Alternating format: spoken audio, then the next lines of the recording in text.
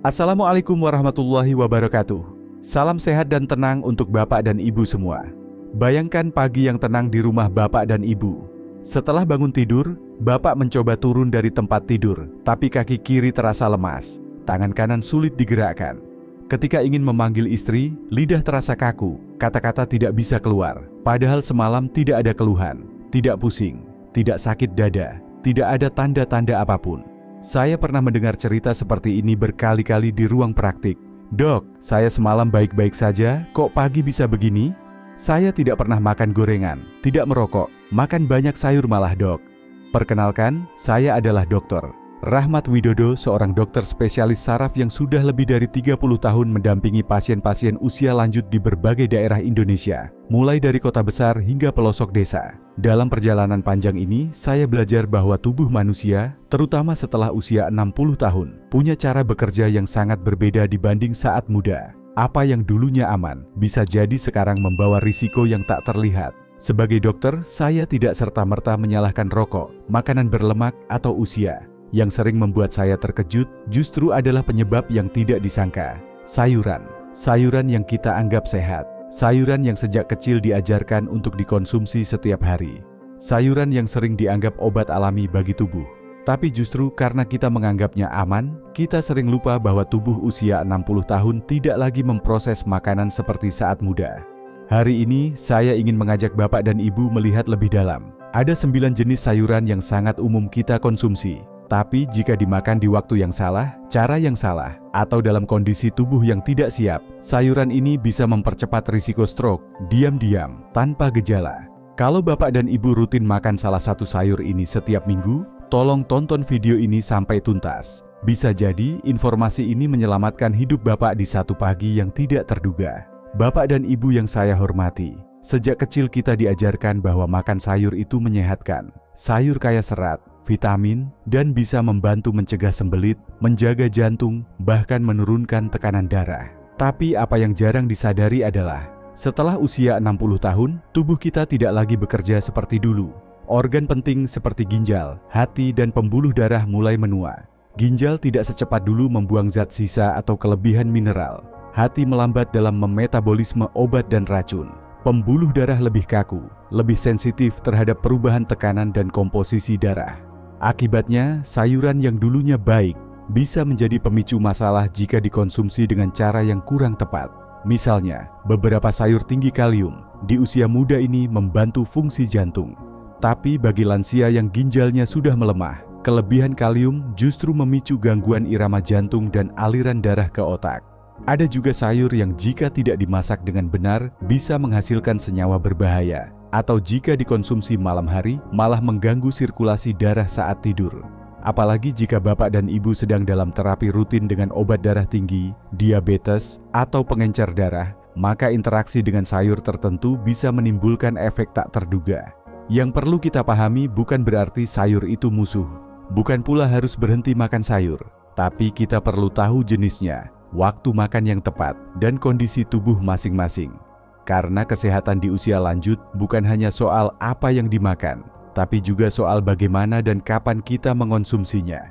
Bapak dan Ibu tentu sudah sangat familiar dengan bayam. Warnanya hijau segar, mudah ditemukan di pasar, dan sering dimasak jadi sayur bening untuk sarapan. Banyak orang tua menyukai bayam karena rasanya ringan, mudah dikunyah, dan dipercaya bagus untuk darah. Tapi apakah Bapak dan Ibu tahu bahwa bayam juga mengandung zat tertentu seperti oksalat dan kalium yang bisa menjadi masalah jika dikonsumsi terlalu sering? Bayam mengandung oksalat dalam jumlah tinggi. Oksalat adalah senyawa alami yang, jika terlalu banyak di dalam tubuh, bisa bergabung dengan kalsium dan membentuk kristal. Di usia muda, ginjal kita mampu membuang kelebihan oksalat ini dengan baik. Tapi di usia lanjut, kemampuan ginjal menurun. Kristal-kristal kecil bisa mulai terbentuk di ginjal dan menyebabkan nyeri, infeksi, atau bahkan gagal ginjal ringan. Selain itu, bayam juga cukup tinggi kalium. Bagi orang sehat, kalium penting untuk menjaga irama jantung. Tapi jika fungsi ginjal menurun atau Bapak dan Ibu sedang mengonsumsi obat jantung tertentu, kelebihan kalium bisa menyebabkan darah menjadi lebih pekat, jantung berdebar, bahkan gangguan pada aliran darah ke otak. Yang membuatnya berbahaya adalah karena gejalanya tidak terasa. Tidak ada rasa sakit langsung, tidak ada tanda-tanda dramatis. Tapi hari demi hari, darah menjadi lebih kental, ginjal bekerja lebih keras, dan sirkulasi mulai terganggu. Hingga suatu pagi, gejalanya muncul secara tiba-tiba. Lalu bagaimana solusinya? Bayam tetap bisa menjadi bagian dari pola makan sehat lansia, asal dikonsumsi dengan bijak. Rebus bayam sampai benar-benar matang, dan jangan lupa buang air rebusan pertama sebelum disajikan. Jangan dikonsumsi setiap hari, cukup 1-2 kali seminggu. Hindari makan bayam bersamaan dengan suplemen kalsium atau vitamin C dosis tinggi, karena kombinasi ini bisa mempercepat pembentukan oksalat di tubuh. Dan jika bapak atau ibu sedang menjalani pengobatan untuk tekanan darah tinggi, jantung, atau masalah ginjal, konsultasikan dulu sebelum menjadikan bayam sebagai menu harian. Sore hari di banyak rumah, kangkung sering jadi pilihan utama. Ditumis bawang putih, dimasak sayur lodeh, atau sekadar direbus dan disantap bersama sambal. Rasanya gurih, teksturnya lembut, dan katanya bisa menenangkan tubuh. Tapi apakah bapak dan ibu pernah merasa sedikit pusing atau lemas keesokan pagi setelah makan kangkung malam sebelumnya? Kangkung memang mengandung magnesium yang bersifat menenangkan otot dan membuat tubuh lebih mudah rileks. Tak heran jika setelah makan kangkung, tubuh terasa lebih rileks dan mudah mengantuk. Namun, di usia lanjut, efek relaksasi ini bisa terlalu kuat, terutama bila dikombinasikan dengan obat penurun tekanan darah atau obat tidur. Masalahnya, saat kita tidur, tekanan darah memang secara alami menurun. Jika ditambah efek pelambatan dari kangkung dan obat-obatan, maka aliran darah bisa menjadi terlalu pelan dan tidak cukup kuat mengalir ke otak. Darah yang terlalu lambat ini, terutama jika tubuh dalam kondisi sedikit dehidrasi, bisa menjadi lebih kental dan berisiko membentuk gumpalan kecil di pembuluh darah otak. Selain itu, kangkung juga mengandung purin dalam jumlah sedang. Bagi lansia dengan riwayat asam urat atau ginjal sensitif, purin ini dapat memicu peradangan ringan yang mempersempit aliran darah, termasuk ke otak. Apa yang bisa dilakukan? Tidak perlu menghindari kangkung sepenuhnya, tapi perhatikan waktunya. Hindari mengonsumsinya di malam hari, apalagi menjelang tidur. Lebih baik makan kangkung saat siang, ketika tubuh masih aktif dan tekanan darah lebih stabil. Jangan dikombinasikan dengan obat jantung atau obat tidur tanpa berkonsultasi. Dan jangan lupa, selalu cukupkan asupan cairan harian agar darah tetap encer dan aliran ke otak tidak terganggu. Di banyak desa dan pinggiran kota, hidangan rebusan daun singkong menjadi bagian tak terpisahkan dari meja makan. Disajikan bersama sambal terasi, tempe goreng, dan nasi hangat, makanan ini membawa rasa nostalgia masa kecil. Banyak lansia menganggap daun singkong sebagai lauk yang murah, mengenyangkan, dan alami. Tapi tahukah bapak dan ibu bahwa daun singkong menyimpan senyawa yang bisa membahayakan sistem saraf jika tidak dimasak dengan benar? Daun singkong secara alami mengandung senyawa yang disebut glikosida sianogenik. Senyawa ini, ketika tidak dimasak sempurna, dapat berubah menjadi sianida dalam jumlah kecil. Memang, tubuh kita bisa menetralkan sebagian besar racun ini, tapi pada lansia yang fungsi hatinya tidak sekuat dulu, proses detoksifikasi menjadi lebih lambat. Akibatnya, paparan kecil yang terjadi berulang bisa menumpuk dan memengaruhi sirkulasi mikro, termasuk di otak. Efeknya tidak selalu langsung terasa, tapi saya pernah menemui pasien yang sering mengeluh mudah lelah, sulit berkonsentrasi, dan penglihatan kadang buram tanpa sebab yang jelas. Setelah ditelusuri, salah satu kebiasaan hariannya adalah mengonsumsi daun singkong setiap pagi sebagai lauk utama. Hanya direbus 1 kali dan langsung dimakan. Bagi orang muda, tubuh mungkin masih mampu mengimbangi. Tapi bagi lansia, akumulasi kecil semacam ini bisa menjadi awal dari gangguan kecil di pembuluh darah otak yang sering tak disadari, namun lama-kelamaan berdampak nyata. Apa solusinya? Jika ingin menikmati daun singkong, pastikan dimasak dengan benar. Rebus minimal 2 kali dan buang air rebusan pertama. Jangan konsumsi setiap hari, cukup 1 atau 2 kali seminggu. Dan perhatikan gejala ringan seperti mudah pusing, mata buram, atau leher kaku. Jika gejala ini sering muncul, sebaiknya evaluasi kembali kebiasaan makan harian dan konsultasikan dengan dokter. Di ruang praktik, saya cukup sering mendengar keluhan dari pasien lansia seperti ini. "Dok, saya tidak makan yang aneh-aneh. Hanya makan nasi, lauk sederhana, dan sayur kol. Tapi kok sering kembung dan cepat capek ya?" Saat saya tanya kapan biasanya makan kol, banyak yang menjawab, Pagi kadang-kadang, tapi paling sering sore atau malam, Dok. Biasanya dibuat oseng atau dijadikan lalapan. Kol memang terlihat seperti sayuran yang aman. Rasanya ringan, murah dan mudah dikombinasikan dengan banyak masakan. Tapi di balik tampilannya yang sederhana, kol mengandung beberapa senyawa yang perlu diwaspadai, khususnya bagi orang tua. Pertama, kol mengandung senyawa goitrogen yang bisa memengaruhi fungsi kelenjar tiroid, terutama jika dikonsumsi mentah atau dalam jumlah besar. Kelenjar tiroid yang melambat akan memperlambat metabolisme tubuh secara keseluruhan, termasuk memperlambat sirkulasi darah di seluruh tubuh. Kedua, kol dikenal menghasilkan gas dalam proses pencernaan. Bagi orang muda, ini mungkin hanya membuat perut sedikit tidak nyaman. Tapi bagi lansia, gas berlebih di perut bisa memberikan tekanan ke rongga dada dan pembuluh darah balik. Ini dapat menghambat aliran darah dari perut ke jantung dan otak, terutama saat tubuh dalam posisi berbaring setelah makan malam. Kondisi ini mungkin tidak langsung menyebabkan stroke, tapi bila terjadi berulang, misalnya makan kol malam hari selama berbulan-bulan, maka sirkulasi darah ke otak bisa terganggu secara perlahan, hingga muncul gejala seperti pusing pagi, leher berat, atau daya ingat menurun.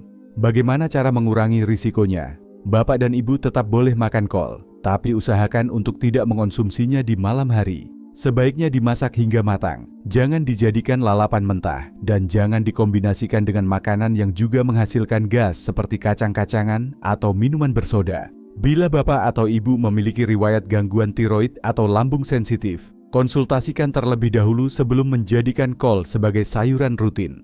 Bapak dan Ibu pernah membeli tauge dari pasar, lalu langsung dicampur ke dalam lalapan atau salad tanpa dimasak, atau mungkin menumisnya sebentar saja, hanya agar tetap renyah. Tauge memang sering dianggap sayuran sehat, kaya enzim, vitamin, dan serat. Banyak orang tua percaya tauge bisa membantu pencernaan dan meningkatkan vitalitas. Tapi ada sisi lain dari tauge yang jarang dibicarakan, terutama jika dikonsumsi mentah atau kurang matang. Tauge termasuk jenis sayur yang sangat mudah terkontaminasi bakteri seperti Salmonella dan E. coli karena tumbuh di lingkungan lembab dan hangat. Di tubuh anak muda, sistem kekebalan masih mampu menangani bakteri ini. Tapi di usia lanjut, daya tahan tubuh menurun dan dinding pembuluh darah menjadi lebih sensitif terhadap peradangan. Akibatnya, meskipun tidak menimbulkan diare atau sakit perut, paparan bakteri dalam jumlah kecil bisa memicu inflamasi ringan yang berlangsung diam-diam. Jika ini terjadi di lapisan dalam pembuluh darah otak, maka perlahan dinding pembuluh bisa menjadi tidak stabil, lebih mudah bocor atau membentuk plak kecil yang menyumbat. Saya pernah menjelaskan hal ini kepada seorang pasien lansia yang rutin makan tauge mentah setiap sore sebagai bagian dari diet harian. Beliau memang merasa pencernaannya lancar, tapi sering mengeluh pusing ringan dan kesemutan di tangan. Setelah dievaluasi, salah satu dugaan penyebabnya adalah inflamasi ringan akibat konsumsi tauge yang kurang matang dalam jangka panjang. Apa yang sebaiknya dilakukan? Tauge tetap bisa dikonsumsi oleh lansia, tapi harus dimasak hingga benar-benar matang. Jangan dijadikan lalapan mentah, jangan dikonsumsi setiap hari, dan hindari menyimpannya terlalu lama di kulkas karena mudah rusak. Bagi Bapak dan Ibu yang memiliki riwayat gangguan pencernaan atau sedang menjalani pengobatan tekanan darah dan kolesterol, sebaiknya konsultasikan terlebih dahulu sebelum memasukkan tauge sebagai sayuran harian. Di banyak rumah, seledri sering hanya dianggap pelengkap, ditaburkan di atas sup, soto, atau bakso. Warnanya hijau segar, aromanya khas, dan dipercaya baik untuk ginjal dan tekanan darah. Bahkan tidak sedikit lansia yang membuat jus seledri dan meminumnya setiap pagi karena menganggapnya sebagai cara alami yang lebih aman daripada obat. Namun, ada satu hal penting yang sering luput dari perhatian. Efek penurunan tekanan darah dari seledri bisa menjadi terlalu kuat, terutama bila dikonsumsi bersamaan dengan obat jantung atau obat antihipertensi. Seledri mengandung senyawa apigenin dan ftalid, dua zat aktif yang diketahui mampu melebarkan pembuluh darah dan meningkatkan ekskresi natrium lewat urin. Efeknya mirip seperti obat diuretik ringan. Bagi sebagian lansia, terutama yang sedang mengonsumsi obat tekanan darah tinggi, kombinasi ini bisa menyebabkan tekanan darah turun terlalu cepat dan tidak stabil. Saya pernah menemui kasus di mana seorang pasien merasa pusing dan hampir jatuh saat berdiri dari tempat tidur. Beliau rutin minum obat tekanan darah dan juga mulai minum jus seledri buatan sendiri 2 kali sehari karena mendengar kabar bahwa seledri bisa menggantikan obat kimia. Hasil pemeriksaan menunjukkan tekanan darahnya turun di bawah batas normal, yang menyebabkan aliran darah ke otak tidak optimal. Masalah seperti ini tidak selalu muncul langsung, tapi ketika tekanan darah terlalu rendah saat malam hari ketika tubuh beristirahat, risiko darah tidak sampai ke bagian otak tertentu meningkat, dan hal itu bisa memicu gangguan sirkulasi otak yang muncul saat pagi hari. Apa saran saya?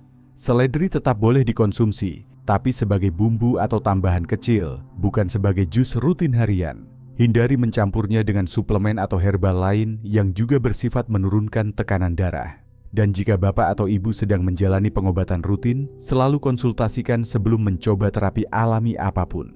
Yang alami belum tentu aman, terutama jika tubuh Bapak dan Ibu sedang menerima banyak jenis pengobatan sekaligus. Banyak lansia yang percaya bahwa rasa pahit membawa manfaat, yang pahit menyembuhkan. Begitu kata mereka. Karena itu, tidak sedikit yang rutin minum jus pare di pagi hari, berharap gula darah lebih stabil dan tubuh lebih ringan. Tapi apakah Bapak dan Ibu tahu bahwa pare yang dikonsumsi dengan cara atau waktu yang kurang tepat bisa menurunkan gula darah terlalu cepat dan memengaruhi pasokan oksigen ke otak?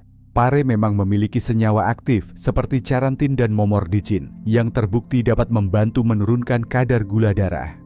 Namun, bagi tubuh lansia, terutama yang sudah mengonsumsi obat diabetes atau memiliki sensitivitas insulin yang menurun, efek ini bisa menurunkan gula darah terlalu banyak dan membahayakan sirkulasi otak.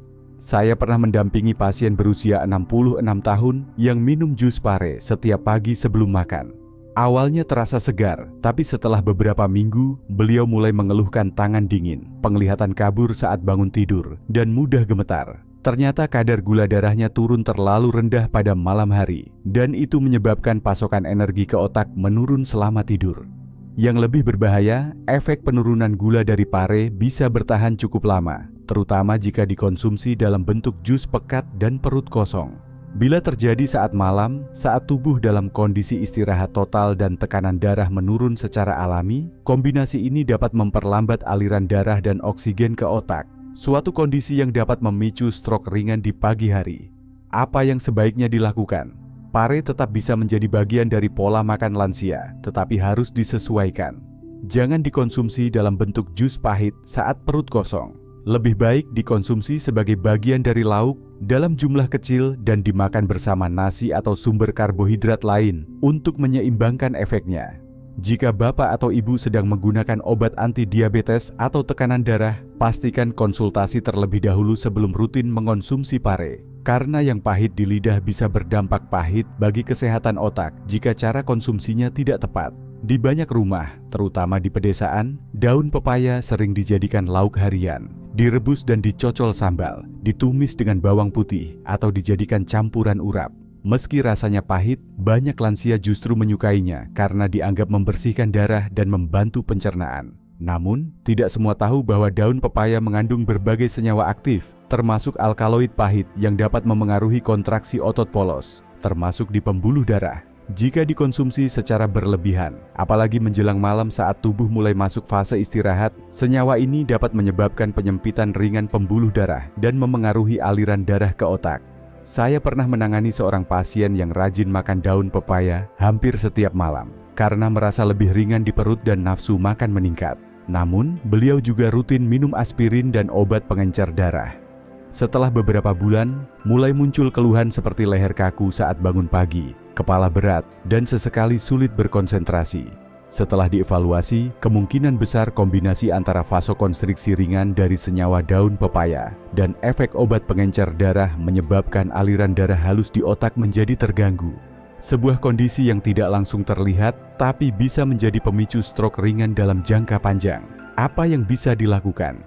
Jika Bapak dan Ibu menyukai daun pepaya, sebaiknya dikonsumsi di siang hari saat tubuh masih aktif. Jangan dimakan dalam jumlah besar atau setiap hari, dan hindari jika sedang menjalani pengobatan yang memengaruhi pembuluh darah seperti aspirin, warfarin, atau obat tekanan darah. Rasa pahit tidak masalah, Asal Bapak dan Ibu tahu kapan waktu yang tepat dan berapa banyak porsinya. Karena di usia lanjut, tubuh butuh ketenangan malam hari, bukan rangsangan yang membuat pembuluh darah bekerja lebih keras tanpa disadari. Banyak bapak dan ibu memulai pagi dengan jus tomat hangat. Rasanya segar, ringan di lambung, dan dipercaya sebagai sumber antioksidan yang baik untuk jantung. Beberapa orang bahkan mengonsumsinya bersamaan dengan obat pagi, karena merasa tomat adalah jenis sayuran yang dianggap aman dan netral. Tapi di ruang praktik, saya sering menemukan sesuatu yang berbeda.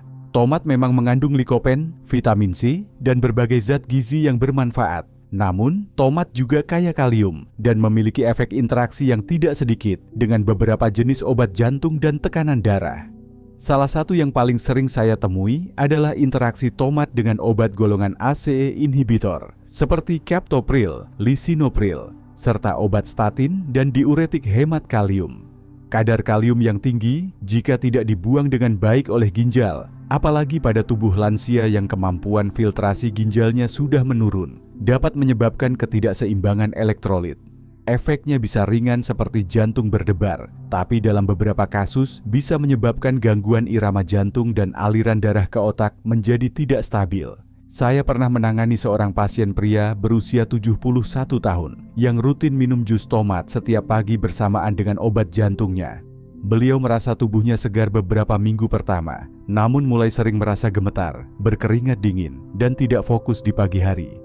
Setelah pemeriksaan laboratorium, ternyata kadar kaliumnya melebihi batas aman dan tekanan darahnya naik turun tidak stabil. Apa solusinya? Bukan berarti bapak dan ibu harus berhenti makan tomat, tapi konsumsinya harus diatur. Sebaiknya tomat dikonsumsi dalam bentuk segar sebagai bagian dari makanan utama di siang hari. Hindari mengonsumsi jus tomat pekat bersamaan dengan obat, terutama obat jantung atau tekanan darah. Jika bapak atau ibu rutin minum obat-obatan tersebut, konsultasikan dengan dokter apakah tomat aman dikonsumsi setiap hari. Karena meski terlihat sederhana, jus tomat bisa memicu ketidakseimbangan elektrolit yang membebani jantung dan memperlambat aliran darah ke otak secara perlahan. Bapak dan ibu yang saya hormati, setelah mendengar penjelasan tentang 9 jenis sayuran yang bisa menimbulkan risiko stroke bila dikonsumsi tanpa pemahaman yang tepat, mungkin muncul perasaan bingung. Loh, jadi sekarang makan sayur pun harus takut, Dok? Tiap hari saya cuma makan sayur dan buah.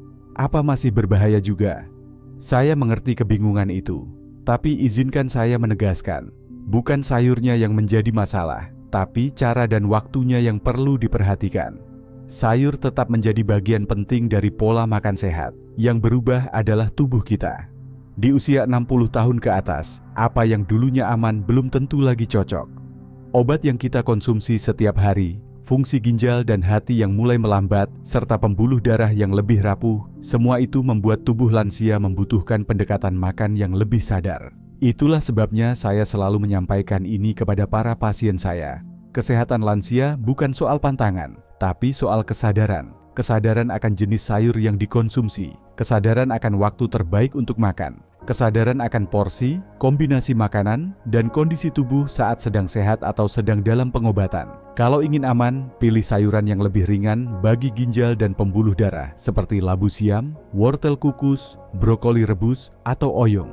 Konsumsilah sayur saat siang, ketika tubuh masih aktif dan sirkulasi darah optimal.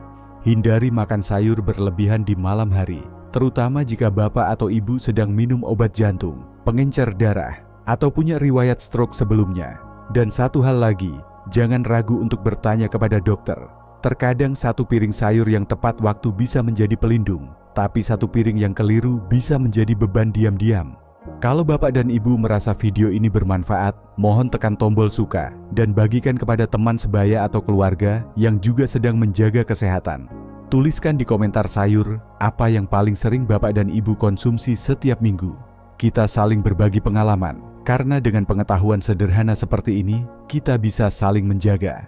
Sampai jumpa di video berikutnya. Semoga bapak dan ibu selalu sehat, tenang, dan menikmati setiap hari dengan tubuh yang ringan dan pikiran yang jernih.